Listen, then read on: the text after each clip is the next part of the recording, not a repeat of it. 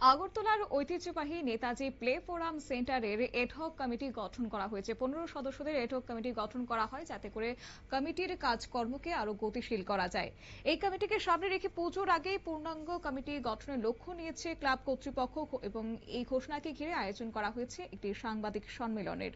মূলত ক্লাবের সাংগঠনিক কাজকর্মকে সুষ্ঠুভাবে পরিচালনা করা এবং ভবিষ্যৎ রূপরেখা বাস্তবায়নের উদ্দেশ্যেই এই কমিটি গঠন করা হয়। কি জানালেন নয়া এডহক কমিটির চেয়ারম্যান, শুনুন।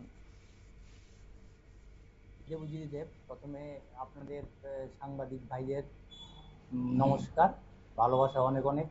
আপনাদের মাধ্যমে আমাদের সব পরিচিতি, আপনাদের মাধ্যমে আমাদের সব ক্লাবের পরিচিতি এবং সবার সঙ্গে যোগাযোগ। আপনাদের ছাড়া আমাদের কিছুই সম্ভব না। জায়গা আপনারা ভালো থাকবেন, সুস্থ থাকবেন। আমাদের এতে যে প্লে ফোরাম সেন্টারের ক্লাবের 3 বছরের কমিটি হয়, এই কমিটিটা কিছুদিন আগে শেষ হয়ে গেছে। তারপর আমরা ভাবলাম যে নতুন করে কমিটি করি।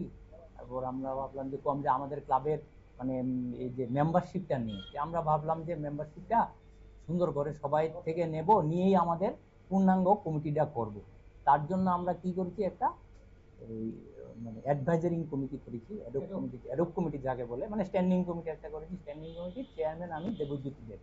যাই হোক, এই করেছি আমরা কিছুদিনের জন্য। এই কমিটিটা আমরা এখন দেখবো এবং আমরা সমাজের কার্য কাজ চালিয়ে যাবো। আমাদের যে মেম্বারশিপের নতুন করে মেম্বারশিপ নেব।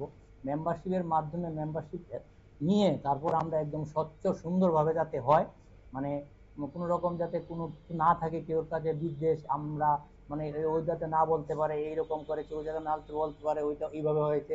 সুন্দর স্বচ্ছভাবে ভোটাভুটির মাধ্যমে আমাদের ক্লাবের সেক্রেটারি, প্রেসিডেন্ট, কোষাধ্যক্ষ এইসব নিয়োগ করবো। আমরা এরকম একটা প্রোগ্রাম করেছি। যাই হোক, এইভাবে আমরা করবো, আমাদের মাধ্যমে যাতে বার্তাটা সারা ত্রিপুরাবাসী দেখতে।